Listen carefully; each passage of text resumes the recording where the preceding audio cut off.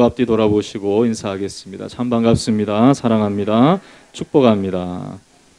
우리 한 번 더 인사할까요? 당신은 복의 근원이십니다. 네, 아브라함이 주신 복을 우리는 영적으로 주 예수 그리스도 안에서 누리는 자임을 믿습니다.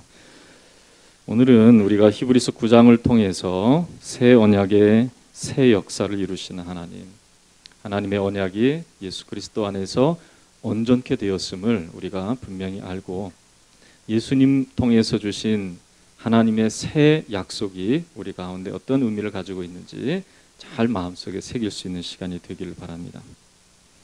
지금으로부터 제가 25년 전에 이 미아동에서 전도사님으로 사역을 할 때가 있었습니다. 그때 교회 입구에 공터가 있었는데 그 공터에 어느 날 깨끗한 건물이 세워졌습니다.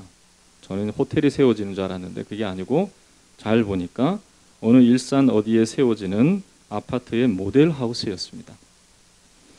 뭐 지금에 비하면 아무것도 아니지만은 그때 당시에 일산 신도시에 아파트들이 멋있게 세워지는 것을 보고 뭐 들어가 살지도 못하면서도 설레이는 마음이 있었습니다. 야, 저렇게 멋있는 도시 주거 공간이 세워지는구나 하는 그런 생각을 가지고 저희 집사람이랑 저랑 몇 번이나 그 모델 하우스에 들어가서 요즘 지어지는 아파트들은 이렇게 지어지는구나 하는 것을 보기도 했습니다.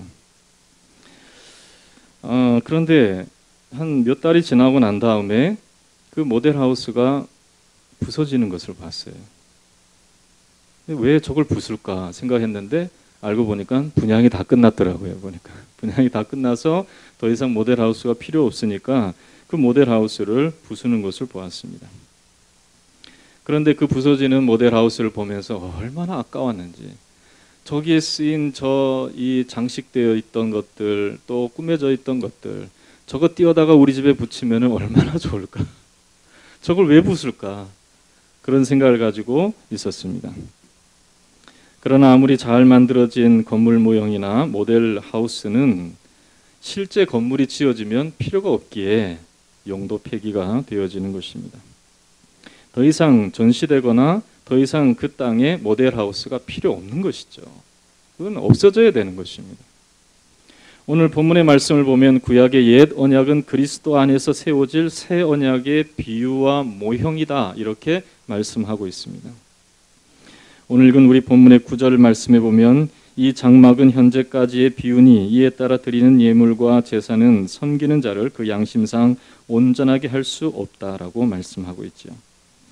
뿐만 아니라 이 23절의 말씀을 보면 그러므로 하늘에 있는 것들의 모형은 이런 것들로서 정결케 할 필요가 있었으나 하늘에 있는 그것들은 이런 것들보다 더 좋은 제물로 할지니라, 그렇게 말씀했습니다. 그러니까 구약의 이스라엘 백성들이 광야에서부터 시작하여서 이들이 가나안 땅에 들어가서 하나님 앞에서 섬겼던 성막에서의 예배, 그로 말미암아서 이들이 거룩한 삶을 살았던 율법이라는 것은 장차 오실 예수 그리스도의 모형, 모델하우스라는 것입니다.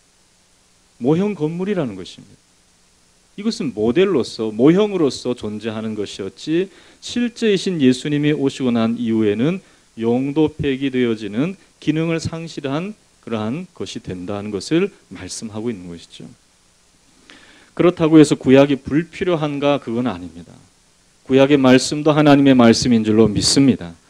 그러나 예수 그리스도 안에서 더 좋은 약속으로 이것이 완성되어졌다는 사실을 우리는 알아야 한다는 것입니다. 물론 에베소서의 말씀에 이 예전에 구약의 율법을 법조문으로 된 계명의 율법이라고 표현을 했습니다. 에베소서 2장 15절에 법조문으로 된 계명의 율법을 폐하셨으니라고 말씀하는 그런 문장도 나옵니다. 그리고 히브리서 9장 10장 9절에 있는 말씀은 그 첫째 것을 폐하심은 둘째 것을 세우려 하심이라, 이렇게 말씀하시면서 구약의 율법이 완전히 폐기된 것처럼 그렇게 말씀하십니다. 그러나 여기서 폐하심이라는 것은 우리가 잘 이해해야 할 부분인데, 옛 언약의 기능이 상실되어진 것이지 옛 언약이 무의미하다는 것이 아닌 것입니다. 예수님께서는 마태복음 5장 17절에서 내가 율법이나 선지자를 폐하러 온 줄로 생각하지 말라. 폐하러 온 것이 아니요 완전하게 하려 함이라 말씀하셨습니다. 한번 따라하겠습니다.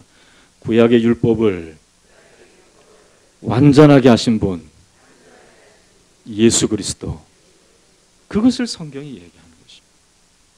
율법은 완성품이 아니라는 거예요. 우리 성원이가 그림을 좀 그릴 줄 압니다. 근데 제가 그림을 그려놓은 걸 보면 이게 멋있게 잘 그렸다 이렇게 제가 얘기할 때가 있어요. 그런데 보면 우리 성원이는 아빠 이거 완성된 거 아니야. 그래? 그래도 잘 그렸는데. 근데 완성된 걸 보니까 예전에 그린 그림은 아무것도 아니에요. 그거는 정말. 그렇듯이 율법이라는 것은 장차 올 실체이신 예수 그리스도의 모형이요 비유에 불과하다는 것입니다. 그러면 실체가 있을 때에 그 모형이 감당했던 기능은 상실되어지는 것이죠.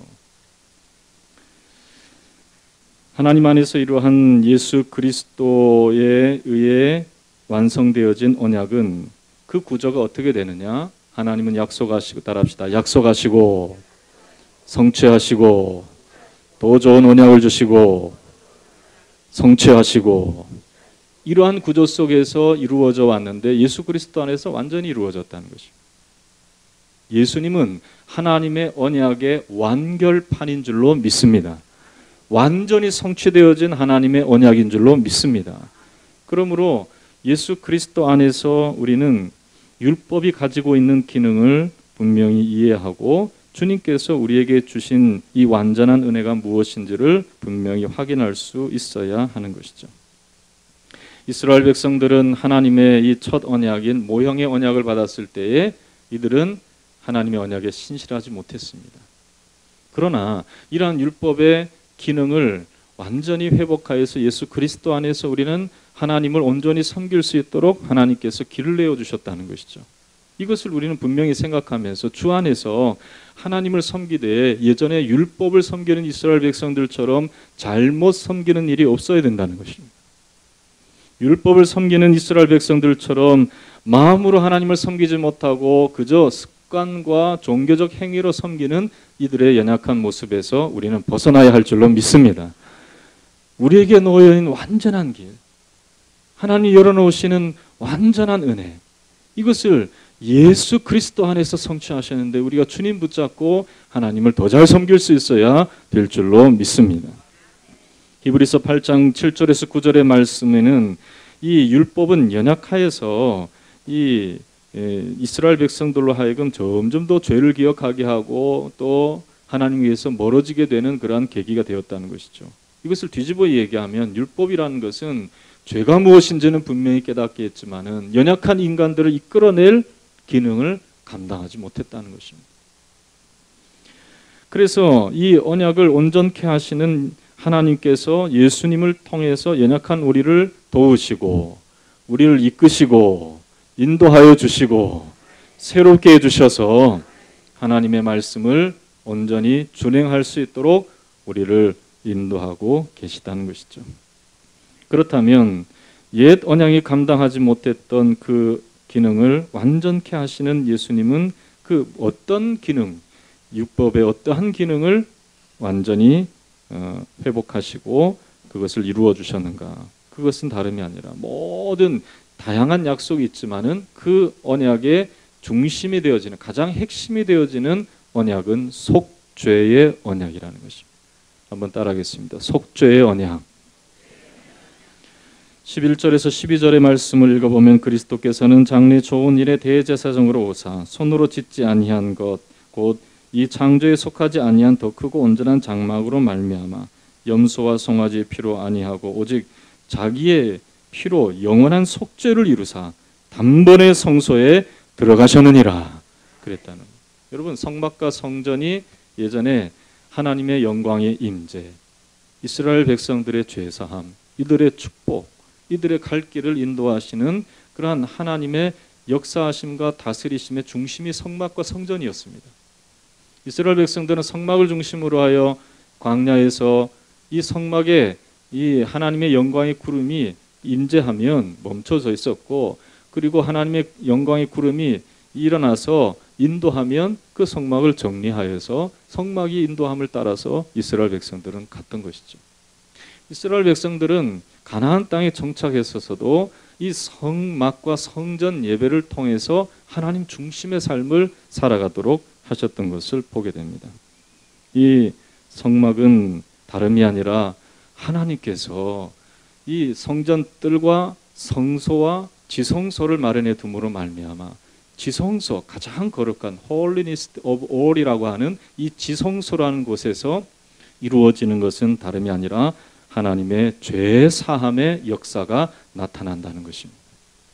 그래서 이것을 속죄소라고도 하는 것이죠. 지성소, 속죄소라고 하는 이 말씀이 오늘 우리가 읽은 본문의 1절에서 5절까지의 말씀에 기록되어 있습니다. 한번 1절에서 5절을 다시 한번 읽어보겠습니다. 시작. 첫 언약에도 섬기는 예법과 세상에 속한 성소가 있더라. 이 예비한 첫 장막이 있고 그 안에 등잔대와 상과 진설병이 있으니 이는 성소라 일컫고 또 둘째 휘장의 뒤에 있는 장막을 지성소라 일컫나니 금 향로와 사면을 금으로 싼 언약궤가 있고 그 안에 만나를 담은 금 항아리와 아론의 쌍난 지팡이와 언약의 두 돌판이 있고 그 위에 속죄소를 덮는 영광의 그룹들이 있으니 이것들에 관하여는 이제 낱낱이 말할 수 없노라. 그렇게 말씀하고 있죠. 그래서 이 지성소라고 일컫는 그곳에 있는 언약궤를 속죄소라고 말씀하면서 지성소의 기능은 다름이 아니라 죄를 사하시는 하나님의 은혜가 흘러나오는 곳이다 하는 것을 분명히 이야기하고 있습니다. 이러한 이 성막과 성전 예배는 다름이 아니라 이스라엘 백성들이 성전 뜰 밖에 머물 수밖에 없지만 이들이 드린 희생의 피를 가지고 성소와 그리고 지성소로 들어가서 하나님의 죄 사함을 얻게 하는 기능이 성막과 성전 가운데 있었다는 것입니다. 여러분, 이스라엘 백성들의 이 하나님을 섬기는 목적이 무엇이냐면 지성소로 들어가는 것입니다. 거룩한 곳으로 들어가는 것입니다. 그래서 그곳에서 하나님의 용서하심의 메시지를 1년에 한 번씩 대제사장이 듣고 그 말씀을 선포하는 것이 이 성막에서 이루어지는 가장 핵심적인 사항이라는 것이죠. 물론 다양하게 예배도 드리고 또 하나님 앞에 헌신도 드리고 또 많은 기름을 통해서 하나님을 기쁘시게 하는 찬양하는 그런 일들도 있었지만 가장 중요한 것은 다름이 아니라 죄를 사하시는 은혜가 지성소 이 속죄소를 통하여서 나타난다는 것입니다. 할렐루야. 그런데 보세요, 여러분. 이 성막은 3단계로 나누어져 있어서 아무나 접근하지 못하게 돼 있어요. 이스라엘 백성들은 성전 뜰에만 머물게 돼 있었습니다. 그리고 성소라고 하는 곳에 오늘 말씀을 보면 뭐 떡을 놔두는 떡상이 있고 그리고 이 등잔대가 있고 그리고 향로가 있는 그곳에서 매일같이 하나님 앞에서 헌신하고 매주마다 떡을 새롭게 해서 드려야 될 이러한 이 장소 성소라고 하는 곳은 누구만 들어갔냐면 레위인 중에서 제사장만 들어간 거예요. 레위인 중에서 제사장. 그리고 이 성소가 있는 그 장막 휘장 안에 둘째 장막이 있는데 이것이 지성소라고 그랬습니다. 그러니까 이 성전은 세 가지 구조로 되어 있는 거예요. 따라합시다. 성전뜰, 성소, 지성소. 지성소라는 것은 지극히 거룩한 장소, Holiness of All이라고 하는 지극히 거룩한 장소를 말합니다. 그러니까 거기에는 범접하지 못하도록 단계를 두어서 거룩한 곳, 더 거룩한 곳 이렇게 나누었다는 것이죠. 이게 성막과 성전의 모습이라는 것입니다. 여러분, 거룩한 것은요, 하나님께 가까이 가는 것이 거룩인 줄로 믿습니다. 그런데 그 길이 다 막혀 있어요. 이게 율법이에요. 그러나 예수 그리스도께서 더 좋은 언약의 중보가 되어 주셔서 그 길을 그냥 고속도로 내듯이 확 뚫어버리셨다는 거예요. 할렐루야. 그런데 이스라엘 백성들은요, 그것을 아직도 모르기 때문에 지금도 자기들의 삶 속에서도 거룩이란 것과 속된 것을 나누어서 사람들을 구분을 합니다. 성소도 이 성전뜰이 있고 성소가 있고 지성소가 있어서 구별되어 있듯이 사람도 구별되어 있다고 이렇게 생각해요. 그래서 제1단계부터 시작해서 1등급부터 시작해서 14등급까지 나누는 그러한 이 잘못된 습관이 있었다는 거예요. 브루스 말리라라고 하는 신학자는 이러한 구분을 발견해내고, 유대인들이 뭐 지금은 뭐 그렇게 하진 않지만은 예전에 과거 예수님 당시에도 이런 14등급의 등급이 있다는 것을 그가 주장했습니다. 1등급은 어떤 사람들이냐? 제사장들이래요. 1등급. 여러분 참 죄송하지만 사람도 이렇게 등급을 나눠가지고 나눴어요. 그런데 이런 등급 나누는 게요, 그 과거에만 있는 게 아니에요. 지금도 있어요. 보면 아이들 성적대로 1등급부터 시작해서 몇 등급까지 나눕니까? 9등급까지 나누잖아요. 9등급 아닌가요? 어떤 때 보니까 15등급까지 나누는 데가 있어요. 참 등급제라는 게 참 무서운 거예요. 그러나 범접할 수 없도록 만들어 놓는 인간의 그러한 제도, 그런 것들은 과거나 지금이나 똑같은 것을 보게 됩니다. 그런데 유대인들은 이렇게 성소, 지성소에 이르는 단계가 있듯이 거룩한 것, 가장 거룩한 것 지성소와 가장 이 일반 백성들이 그냥 아무나 드나들 수 있는 성전들과 나누어진 것처럼 인간을 14등분을 했어요. 1등급은 제사장, 두 번째 등급은 레위인, 세 번째 등급은 양쪽 부모가 유대인인 사람, 4등급은 제사장들의 비합법적인 아들. 뭘 말하는지 모르겠어요. 저도. 근데 5등급은 유대교로 개종한 자들, 6등급은 노예였다가 자유인이 된 자, 7등급은 혼외 자식, 그리고 8등급은 아버지 없는 아이들, 창녀의 자식을 말하는 거죠. 9등급은 고아들, 10등급은 사람에 의해서 고자된 자, 11등급 타고난 고자, 12등급은 기형적인 사람들, 기형아들을 말하는 거죠. 13등급은 양성애자, 14등급은 누굴까요? 이방인. 그러니까 유대인들은 이방인을 사람 중에 제일 아래 등급의 사람들로 보는 거예요. 유대인들은요, 이방인들을 지옥의 불쏘시개로 생각하는 거예요. 그러니까 자기들이 잘못된 역사 속에서 고난을 당하는 일이 있었는지는 모르겠어요. 이러한 세상에 이 구별되어 있는 모든 제도들, 율법이 말씀하는 가장 지성소의 그러한 거룩한 곳도 예수님께서 그냥 단번에 그것을 길을 열어주셔서 예수 안에서는 1등급도 2등급도 3등급도 4등급도 5등급도 14등급도 다 1등급이 되어지는 무등급이 되도록 하나님이 만드신 것을 믿으시기를 주의 이름으로 축원합니다. 따라합시다. 우리는 왕같은 제사장이 되었다. 누구 때문에 그렇습니까? 예수님 때문에 그렇게 된 것이다. 할렐루야. 그러니까 예수 안에 있는 자와 예수 밖에 있는 자는 하나님 철저히 구별하시는 거예요. 누가 양이고 누가 염소인지, 누가 알고이고 누가 가라지인지, 그것은 예수 안에 있을 때와 예수 밖에 있는 것과의 차이라는 것을 하나님께서 정하신 것이 새 언약이에요. 할렐루야. 예전의 율법과 비교할 수 없는 거예요. 우리 주님께서 몸으로 휘장을 찢으셨어요. 우리 주님의 몸을 휘장이라고 표현하고 있어요. 십자가에서 찢으신 그의 살, 흘리신 그의 피가 하나님 앞에서 영원한 제사가 되어서 그 막혀있던 가장 거룩한 곳으로 진입하기에 장벽이 있던 그 길을 주님이 뚫으시고 주 안에서 모든 것이 거룩하게 되도록 인도하시고 만들어 놓으신 것을 믿으시기를 주의 이름으로 축원합니다. 그러니까 우리의 유일한 소망은 예수밖에 없습니다. 죄 사함의 길은 예수밖에 없습니다. 예수님 붙잡아야 됩니다. 예수 이름 붙잡아야 됩니다. 그것이 하나님이 열어놓으신 새 언약이에요. 할렐루야. 그렇습니다. 누가복음 4장의 말씀을 보면 은혜의 해가 선포된 것을 얘기하고 있습니다. 예수께서 그 자라나신 곳 나사렛에 이르사 안식일에 늘 하시던 대로 회당에 들어가서 성경을 읽으시려고 서심해 선지자 이사의 글을 드리거늘 책을 펴서 이렇게 기록된 데를 찾으시니 18절 말씀, 누가복음 4장 18절에 주의 성령이 내게 말씀하셨습니다. 이는 가난한 자에게 복음을 전하게 하시려고 내게 기름을 부으시고 나를 보내사 포로된 자에게 자유를, 눈먼 자에게 다시 보게 함을 전파하며 눌린 자를 자유롭게 하고 주의 은혜의 해를 전파하게 하려 하심이라 하였더라. 그렇게 말씀하셨어요. 할렐루야.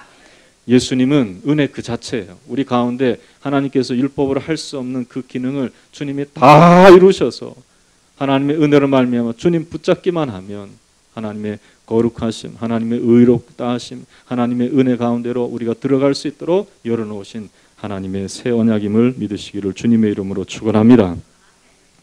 할렐루야. 그러므로 주님께서 이렇게 가장 거룩한 곳 지성소까지 열어놓으시면서 예수 안에 있을 때 하나님과 교제할 수 있도록 하신 이유는 무엇입니까?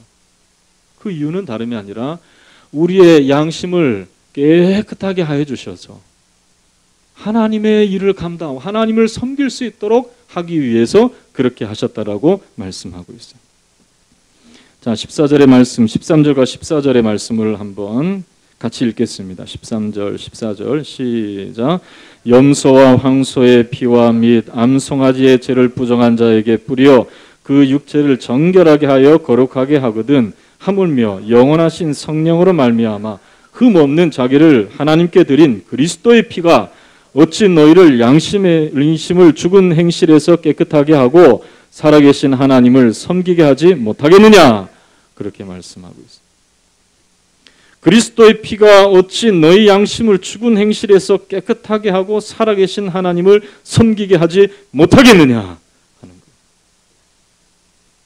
여러분, 우리로 하여금 하나님께서 예수 그리스도 안에서 우리를 거룩하게 하시고 은혜를 베풀어 주셔서 하나님의 은혜의 보좌 앞에 나아갈 수 있도록 하신 것은요, 다 우리를 위해서 살라는 게 아니에요. 하나님을 섬기게 하도록 우리를 인도하고 계심을 믿으시기를 주님의 이름으로 축원합니다. 진정한 예수의 사람이라면, 예수님을 믿는 사람이라면 결국은 자기를 위해 사는 게 아니에요. 갈라디아서 2장 20절에 우리 전교인 수양회 때 주제 성구잖아요. 내 안에 그리스도께서 사시는 것이라. 이제 내가 육체 가운데 사는 것은 나를 사랑하사 나를 위하여 자기 목숨을 버리신 하나님의 아들을 믿는 믿음 가운데 사는 것이라. 여러분, 이 고백을 우리가 예수 그리스도 안에서 할 수 있어야 될 줄로 믿습니다. 여러분, 주님을 위해 사는 존재예요. 할렐루야. 여러분, 부모님의 이 마음을 알아주는 자식, 철든 자식, 그 부모님이 자녀에게 어떻게 하겠습니까? 그래, 이제 때가 됐으니 너 나를 섬겨라. 그러고 그냥 발짱 끼고 가만히 계실까요? 아니죠. 모든 것을 다 주려고 한. 여러분, 하나님은요, 예수 그리스도를 우리 가운데 주신 하나님은 그리스도와 함께 모든 좋은 은사를 우리 가운데 선물로 주실 줄로 믿습니다. 성령도 주시고 은혜도 주시고 축복도 주시고, 때로는 연약하여서 넘어지거나 질병 가운데 있을 때 주님께서 우리를 왜 치료해 주시지 않겠느냐 하는 거예요. 할렐루야. 여러분, 자기 몸이나 자기의 가정이나 자기의 경영하는 일에만 집중하지 마십시오. 이것은 그리스도를 섬기는 사람의 태도가 아닙니다. 따라합시다. 우리의 양심을 깨끗하게 하셔서 하나님을 섬기도록 하셨다. 할렐루야. 예수님은 죽으시기까지 우리를 이렇게 만드시기 위해서 우리 모두를 다 하나님을 섬길 수 있는 왕같은 제사장으로 만들기 위해서 주님이 죽으신 거예요. 할렐루야. 유언은 유언한 자가 죽어야 된다 그랬습니다. 유언은 그 사람이 죽은 후에야 유효하다 그랬습니다. 예수님께서 주신 말씀은 다 우리에게 유효한 줄로 믿습니다. 우리를 위해서 죽으셨어요. 죽으시기까지 순종하신 주님이십니다. 그러므로 우리는 하나님 앞에서 예수님처럼 온전한 헌신을 할 수 있는 자로 하나님께서 인도해 주시고 계시는 거예요. 란스 헤브너라는 유명한 신학자는 섬김에 대해서, 하나님을 섬긴다는 것에 대해서 이렇게 얘기합니다. 헌신은 85%로 만족할 수 없다. 사실 여러분 보세요. 50%만 이상이 돼도 하나님을 잘 섬기는 거 아니겠습니까? 그러나 그의 예수를 진정으로 믿는 사람은요, 85%의 헌신도 헌신이 아니라는 거예요. 우리는 어떻게 합니까? 10분의 1, 11조 하나님 앞에 드리고 그리고 삶의 몇 분을 여러분 하나님 앞에 드립니다. 그러나 이란스 헤브너는 이 부부간의 관계에 있어서의 예를 통해서 그렇게 얘기했다는 거예요. 아내가 남편에게 여보 내가 전체는 못해도 85% 당신께 성결할게요. 이러면 되겠습니까? 100일 중에 85일만 당신께 헌신하고 나머지는 다른 남자 15일 동안 섬길게요. 이 되겠습니까? 여러분 놀라시네요. 그런 일이 있겠냐고요. 있을 수가 없잖아요. 헌신은 100% 헌신이 진짜 헌신임을 믿으시기를 주의 이름으로 축원합니다. 사람과 사람 관계에도 그런데 하나님과 사람과의 관계 속에서 하나님께서 온전하게 받으시는 것이 어떤 헌신이겠냐 하는 것이죠. 우리의 마음을 하나님 앞에 온전히 드릴 수 있기를 주의 이름으로 축원합니다. 하나님 그걸 받기를 원하시는 거예요. 여러분 그럼 하나님께서 우리를 완전히 받아버리시겠어요? 여러분 아브라함이 그 사랑하는 아들 독자 이삭을 하나님께 드리라고 할 때에 하나님께서 독자 이삭을 그냥 취하셨습니까? 하나님은요 더 좋은 것을 주시는 하나님이 되어주실 줄로 믿습니다. 새로운 것을 주실 줄로 믿습니다. 여러분 시간 드리고 물질 드리고 하나님 앞에서 삶의 비전을 하나님 앞에 드리십니까? 여러분 우리 청년들 하나님 앞에서 비전 가지고 살아가십니까? 그 비전요 하나님께서 받으시고 더 좋은 것 주실 줄로 믿습니다. 이러한 하나님의 역사하심을 우리가 기대한다면 우리는 진정으로 예수 그리스도를 섬기고 있는 자라고 할 수 있는 것이죠. 감리교의 창시자 존 웨슬레는 인디언을 섬기기 위해서 미국으로 가게 되었습니다. 그러나 정작 하나님 앞에서 완전한 헌신을 할 마음의 자세가 없었어요. 그러나 로마서의 말씀을 공부하는 중에서 하나님께서 자신에게 이러한 말씀을 들려주는 것을 들었습니다. 그리스도를 믿는 믿음을 통해서 하나님께서 사람의 마음속에 변화를 일으켜 주셨는데 그것은 다름이 아니라 너는 예수만을 신뢰해야 된다. 예수는 너를 위해서 모든 고난을 당하고 모든 것을 다 내어주었다. 그 음성을 듣게 된 거예요. 정작 주님의 일을 한다고 했지만은 이러한 주님의 완전한 헌신을 마음속에 생각하지 못하고 그저 일에만 뛰어들었던 그가 주님의 이런 음성을 듣고 다시금 마음을 새롭게 하여서 뜨거운 마음을 가지고 헌신하여서 감리교의 창시자가 되었고 그리고 성령 운동을 영국에서 일으키는 참 부흥의 사람이 되었던 것을 보게 됩니다.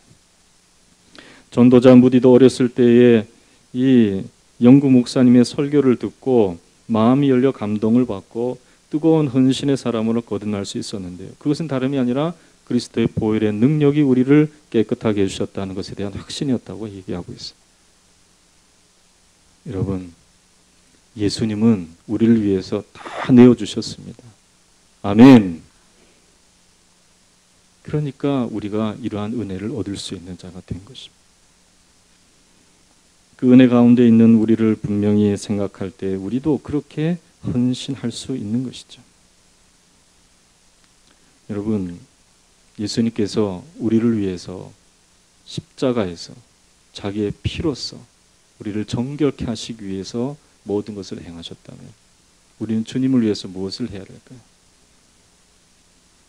주님을 위해서 우리가 예배하며 한날 한날 하나님과 동행하며 삶의 현장에서 여러분 바쁘게 살아가도 삶의 현장에서 주님을 위해서 주님의 말씀을 따르며 하나님의 뜻을 드러내기 위해서 살아갈 수 있는 우리가 되어야 할 줄로 믿습니다. 주님 앞에 드려지는 인생 내가 정말 주님 앞에 온전히 드려지기를 원합니다. 100% 주님 앞에 드려지기를 원합니다. 완전히 주님 앞에 드려지기를 원합니다. 이런 고백을 하는 사람이 어떻게 세상 나가서 죄 지을 수 있겠어요? 여러분은 하나님께서 사랑하시고 하나님께서 품으시고 완전한 은혜 주시기를 원하시는 대상임을 믿으시기를 주의 이름으로 축원합니다.